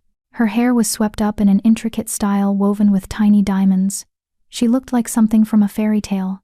You're breathtaking, Sage whispered, tears streaming down her face. Absolutely breathtaking. I feel like I'm going to throw up, Olivia admitted. That's normal. It's your wedding day. To the Alpha King, in front of 10,000 people and every major news outlet in the kingdom. Sage paused. Okay, maybe throwing up is justified. Cordelia entered, her usual stern expression softening slightly. It's time. Are you ready? No. But does that matter? Not even a little bit. Cordelia adjusted Olivia's veil. Remember, this is about more than you and the king. Every Omega in this kingdom is watching. Every young girl who's been told she's worthless is looking for hope. You're carrying their dreams with you down that aisle. The weight of those words settled on Olivia's shoulders like a physical thing. No pressure, she muttered. Cordelia actually smiled. You've already proven you can handle pressure. Now go show them what a queen looks like. The cathedral was ancient and magnificent, soaring ceilings, stained glass windows that painted rainbow light across stone floors, pews filled with the most powerful wolves in the kingdom. News cameras lined the walls. Security was everywhere. Olivia stood at the entrance on shaking legs, clutching a bouquet of white roses so tightly her knuckles had gone white. The music began. She took one step forward, then another, and then she saw him. Damon stood at the altar, dressed in formal royal regalia, black and silver, the crown of the Northern Territories gleaming on his head. But it was his expression that made her breath catch. He was looking at her like she was the only person in the entire cathedral, like she was the only person in the world. It's an act, she reminded herself. He's just playing his part. But it didn't feel like an act. The walk down the aisle felt endless and too short all at once. Finally, she reached the altar, and Damon took her hand. His grip was strong, steady, grounding. You look stunning, he murmured, so quietly only she could hear. You clean up pretty well yourself, she whispered back. His lips twitched. The officiant began the ceremony, ancient words about bonds and duty and devotion. Olivia barely heard them. She was too focused on Damon's eyes, on the way his thumb was stroking small circles on the back of her hand, on the heat radiating from him. Do you, King Damon Ashford, take Olivia Thorne as your mate, your queen, your partner in all things? I do. His voice rang out clear and strong, echoing through the cathedral. And do you, Olivia Thorne, take King Damon Ashford as your mate, your king, your partner in all things? This was it. The moment of no return. Olivia looked into Damon's silver eyes and saw something there that made her heart race, something that looked dangerously like real emotion. I do, she said. Then by the power vested in me by the laws of the Northern Territories, I pronounce you bonded mates. Your Majesty, you may kiss your queen. Damon stepped closer, his hand coming up to cup her face with unexpected gentleness. Last chance to run, he whispered. Too late, she whispered back. I already said I do. Then, I suppose I should make this convincing. He kissed her, and the world dissolved. It was supposed to be for show, a simple press of lips to seal their public bond. But the moment their mouths met, something ignited. Damon's hand slid into her hair, tilting her head back as he deepened the kiss. Olivia's hands gripped his jacket, pulling him closer, her entire body responding to him in ways she couldn't control. This wasn't fake. This was real, raw, overwhelming. When they finally broke apart, both breathing hard, the cathedral erupted in applause. But Olivia barely heard it. She was too lost in Damon's eyes, in the shocked realization that he looked as affected as she felt. Well, he said, his voice rough. That was convincing, very convincing, she managed. Your Majesties. The officiant's voice broke through the moment. May I present, for the first time, King Damon and Queen Olivia of the Northern Territories. The crowd rose to their feet, cheering. Camera flashes exploded, and Damon took Olivia's hand, leading her back down the aisle not as an Omega and her king, but as partners, equals. At least, that's what it looked like to everyone watching. The reception. The palace ballroom had been transformed into something from a dream. Crystal chandeliers, tables draped in white and silver, flowers everywhere, and a dance floor that gleamed like glass. Olivia and Damon sat at the head table, greeting an endless parade of well-wishers, pack leaders, foreign dignitaries, celebrities, politicians. Everyone wanted a moment with the new queen who'd defied every expectation. Smile, Damon murmured between greetings. You look like you're facing a firing squad. I'd prefer a firing squad. At least that would be quick. He laughed, a real laugh that made several people turn and stare. Apparently, the ruthless Alpha King didn't laugh often. Your Majesties, Alpha Katherine approached their table. I wanted to offer my personal congratulations. Miss Thorne, excuse me. Queen Olivia, your speech to the council was remarkable. I look forward to working with you on the Omega protection legislation. Thank you, Alpha Katherine. I look forward to that as well. As Katherine moved away, Damon leaned close. See? You've already made allies. That's half the battle. What's the other half? Surviving the next 4 hours without collapsing from exhaustion. He stood, offering his hand. But first we need to dance.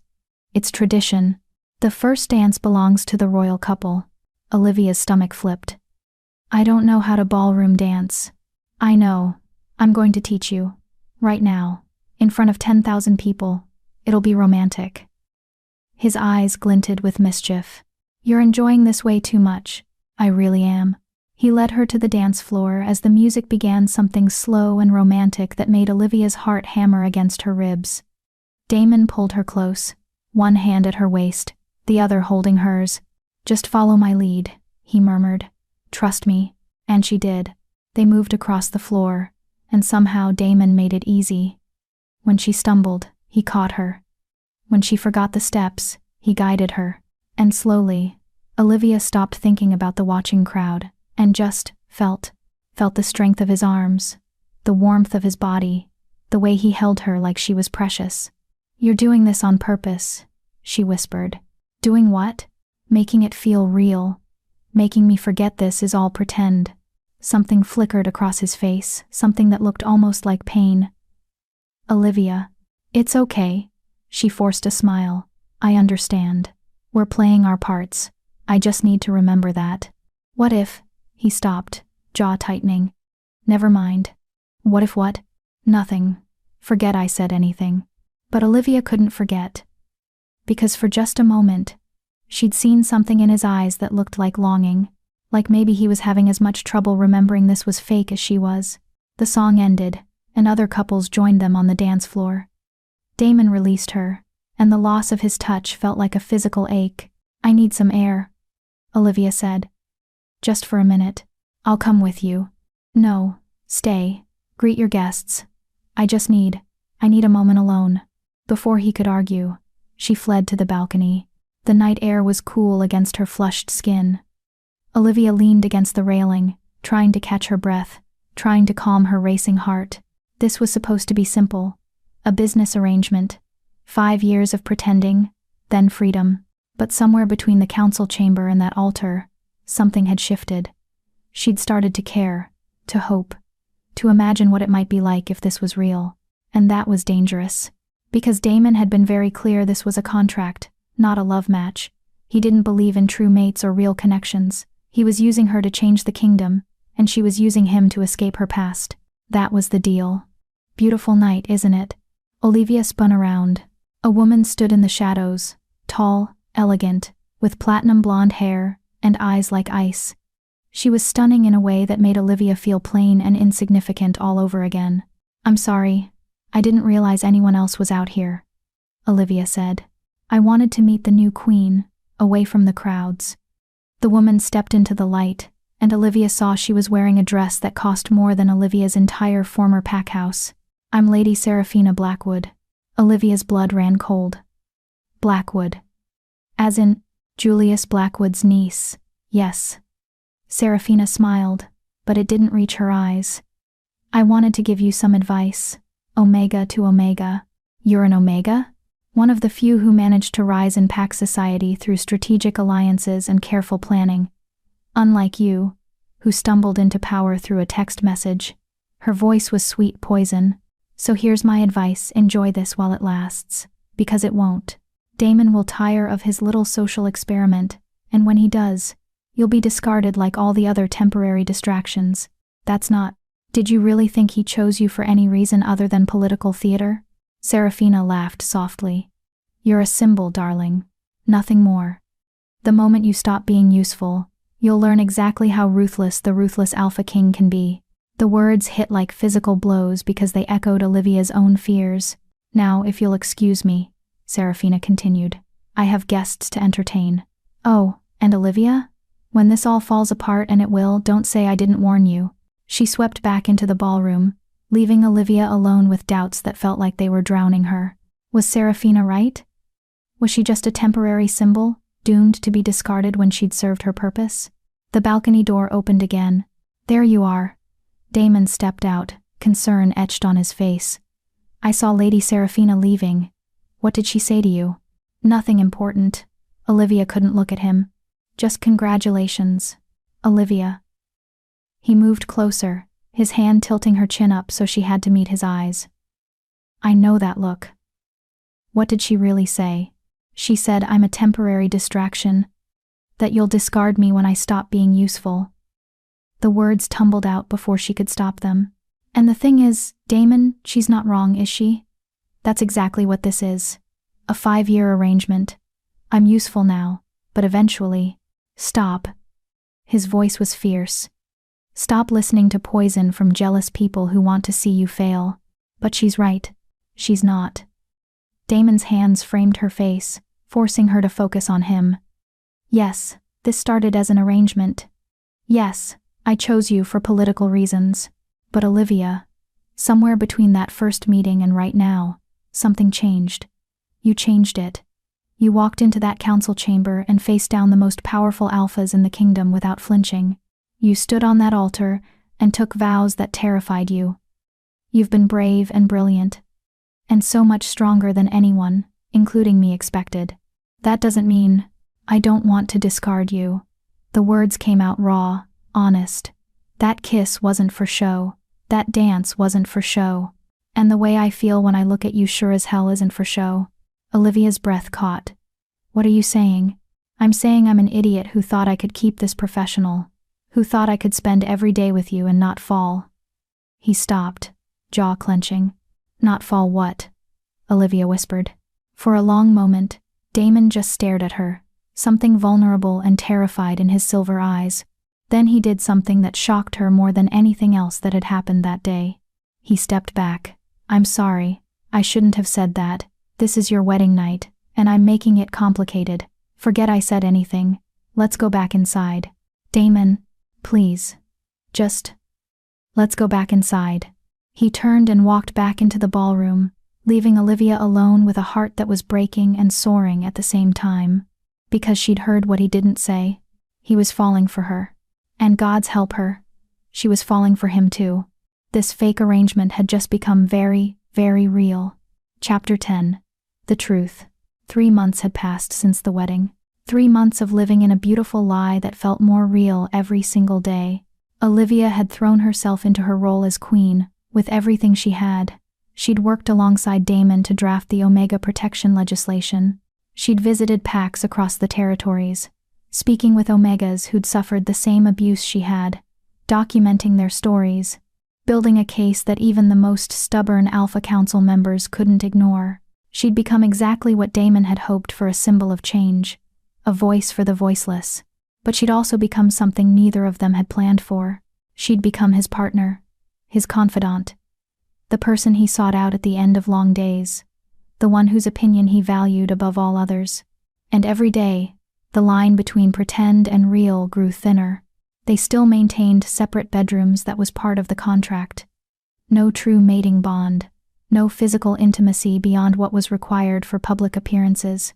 But the way Damon looked at her when they were alone, the way his hand lingered on hers during meetings, the way his voice softened when he said her name, it was driving her mad, because she'd broken the cardinal rule of their arrangement. She'd fallen in love with him, completely, irrevocably, devastatingly in love, and she had no idea if he felt the same, or if she was just desperately reading meaning into kindness and respect. Present day. Olivia sat in the royal study, reviewing the final draft of the Omega Protection Act. It was everything they'd fought for: fair wages, safe working conditions, the right to refuse unwanted bonds, legal protections against abuse. It was going to change everything. The Alpha Council vote was scheduled for tomorrow. After 3 months of lobbying, negotiating, and political maneuvering, they finally had the votes to pass it. They'd won. So why did Olivia feel like she was about to lose everything that mattered? You're thinking too loud. Damon's voice came from the doorway. Olivia looked up to find him watching her with that expression that made her heart race, soft, warm, utterly focused on her. Just reviewing the final draft, she said, trying to keep her voice steady. Making sure we didn't miss anything. We didn't. It's perfect. He moved into the room, settling into the chair across from her desk. We're going to pass this tomorrow, Olivia. Everything we've worked for is about to become reality. I know. Then why do you look so sad? Because once the legislation passes, the arrangement is complete. Because you got what you needed from me, and I'm terrified you'll realize you don't need me anymore. But she couldn't say that. So instead she said, I'm just tired. It's been a long 3 months. Damon studied her with those silver eyes that saw too much. That's not it. You've been distant for weeks. Ever since the wedding, actually. What happened that night? What did Serafina really say to you? I told you. You lied. You've gotten better at a lot of things in the past 3 months, but lying isn't one of them. He leaned forward. Talk to me, Olivia. Please. The please broke something in her. She said I was temporary, Olivia admitted quietly. That you'd discard me when I stopped being useful. And I know that's the arrangement we made 5 years. Then freedom. But Damon, She stopped, unable to finish the sentence. Unable to make herself that vulnerable. You what? His voice was gentle but insistent. I can't do this anymore. The words burst out. I can't pretend this is just a political arrangement when every time you touch me, I forget how to breathe. I can't smile for cameras and play the devoted wife when I'm actually, she choked on the words. When you're actually what? In love with you. The confession tore out of her. I'm in love with you, Damon. Completely, stupidly, hopelessly in love with you. And I know that's not part of our deal. I know you said this was just business. But I can't help it. And I can't keep pretending I don't feel this way. Silence. Olivia couldn't look at him, couldn't bear to see pity or discomfort or worse, indifference in his eyes. Say something, she whispered. Please, even if it's just to tell me I'm an idiot. You're not an idiot. Damon's voice was rough. You're brave. Terrifyingly brave. Do you know how long I've been waiting for you to say that? Olivia's head snapped up. What? Damon stood and moved around the desk, pulling her to her feet. I fell in love with you the night of the Alpha Council meeting, when you stood in that chamber and took apart every argument they threw at you with nothing but logic and courage. I fell in love with you when you walked down that aisle looking at me like I was the only person in the world. I fell in love with you every single day we've spent together since. Tears streamed down Olivia's face. Then why didn't you say anything? Because I was terrified. His hands cupped her face, thumbs wiping away her tears. I told you I didn't believe in true mates or real love. I told you this was just business. And then you came into my life and proved me wrong about everything. But I thought you were honoring our agreement. That you wanted the 5 years and then freedom. I didn't want to trap you with my feelings. Trap me? Olivia laughed through her tears. Damon, you're the one who set me free. You gave me a voice, a purpose, a life worth living. How could I not fall in love with you? Then we're both idiots, he said softly. Because I've been trying to honor a contract when all I wanted was to tear it up and make this real. Then tear it up. What? The contract. Tear it up. Make this real. Olivia's hands gripped his jacket. I don't want 5 years and then freedom. I want forever. I want you. Really you. All of you. Damon's eyes blazed with emotion. Are you sure? Because once I claim you as my true mate, there's no going back. The bond is permanent. I've never been more sure of anything in my life. Then I need you to know something first. His voice turned serious. I didn't choose you just for political reasons. I lied about that. Olivia blinked. What do you mean? The moment I read your text message, that bold, ridiculous proposition, something in me recognized something in you. My wolf knew. I just wasn't ready to admit it. He pulled out his phone, scrolling through messages until he found the one she'd sent that first night. When I read this, I felt it. The pull, the connection. You're my true mate, Olivia. You always were. I just convinced myself it was political strategy because I was too scared to believe in fate. Olivia's breath caught. You knew? This whole time? I suspected. But I didn't want to force a bond you didn't want. I needed you to choose me freely, not because of biology or fate, but because you wanted to. I do want to. I choose you. Every day, I choose you. Then let me do this properly. Damon dropped to one knee, and Olivia's heart stopped. Olivia Thorne, my queen, my partner, my true mate, will you accept my bond? Not as a contract, not as an arrangement, but as a real, permanent, forever bond? Yes, Olivia breathed. Yes, yes, 1,000 times yes. Damon stood and kissed her, not the careful, controlled kiss from their wedding, but something wild and desperate and real. His hands tangled in her hair, pulling her closer, and Olivia melted into him, finally allowing herself to feel everything she'd been holding back. When they finally broke apart, both breathing hard, Damon pressed his forehead to hers. I'm going to mark you, he said, his voice rough with need. Right here, right now. And tomorrow, after we pass that legislation, we're going to announce to the entire kingdom that this bond is real. No more pretending, no more contracts, just us. Promise me something first, Olivia said. Anything. Promise me you'll never stop fighting for Omegas. That even when I'm gone, even when… Stop. He pulled back, looking fierce. You're not going anywhere. We're in this together. Forever. You and me against the world. Forever, Olivia echoed. Damon's eyes flashed silver as his wolf rose to the surface. Mine, he growled, and pulled her closer. Yours, Olivia agreed. Always yours. He kissed her neck, right where the mating mark would go, and Olivia felt the bond snap into place. A golden thread, connecting their souls, their hearts, their very beings. And for the first time in her life, Olivia felt completely, utterly whole. The next day, Alpha Council Chamber. Olivia stood beside Damon as the Alpha Council prepared to vote on the Omega Protection Act. She wore the mating mark proudly, a silver crescent moon on her neck that marked her as the Alpha King's true mate. The council members had noticed. Several looked shocked. A few seemed pleased. Julius Blackwood looked like he'd swallowed poison. Before we begin the vote, Damon announced, I have something to say. 3 months ago, I told you that my bond with Olivia was political. I lied. She's my true mate. She always was. And today, we're not just voting on legislation, we're deciding what kind of kingdom we want to be. One that acknowledges the worth of every wolf, or one that clings to outdated hierarchies that serve no one. He turned to Olivia, taking her hand. My queen has shown this kingdom what's possible when we stop judging wolves by their designation and start seeing them for who they truly are. So I'm asking you vote for this legislation. Not because I'm commanding you, but because it's right. Alpha Katherine stood first. I vote yes. One by one, the other council members stood. Yes. Yes. Yes. Even some of Julius's former allies voted yes.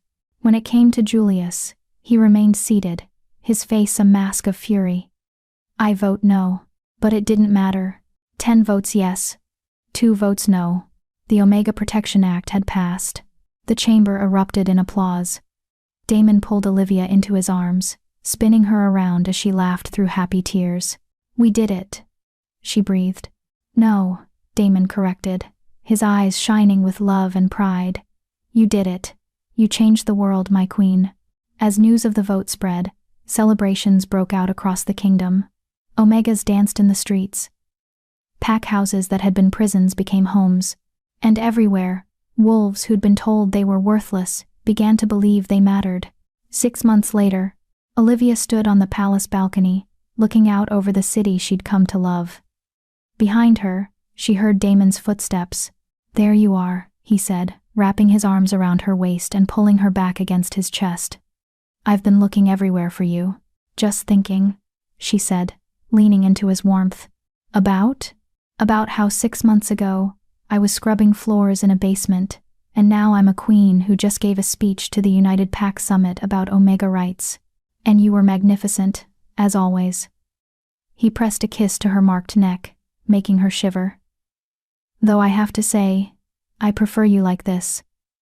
Relaxed. Happy. Mine, always yours, she agreed, turning in his arms to face him. Did you hear?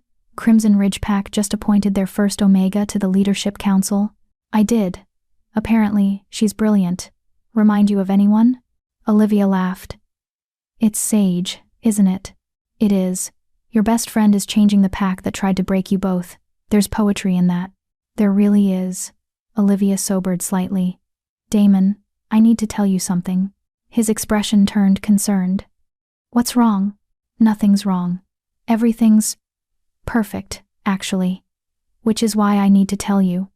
She took his hand and placed it on her still flat stomach. We're going to have a pup. Damon froze. You're pregnant. About 6 weeks along. The healer confirmed it this morning. For a moment, the ruthless Alpha King looked completely undone.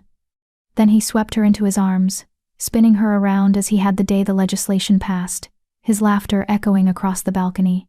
We're having a pup, he said, wonder in his voice. A little Omega or Alpha or Beta who's going to grow up in a kingdom where everyone is valued, where no one is told they're worthless because of what they are, and who's going to have the best father in the world. Olivia added softly. Damon set her down gently, his hand cupping her face. I love you. So much. You know that, right? I know. And I love you too. More than I ever thought possible. He kissed her, then soft and sweet and full of promise. And as the sun set over the northern territories, painting the sky in shades of gold and crimson, Olivia thought about the text message that had changed everything. I want you to pin me against a wall and make me forget my own name. She'd written it as a joke, a fantasy, a moment of escape from a life that felt hopeless. Instead, it had given her everything she'd ever dreamed of and so much more. A voice, a purpose, a love that defied every rule and expectation, and a future that was finally, gloriously, hers.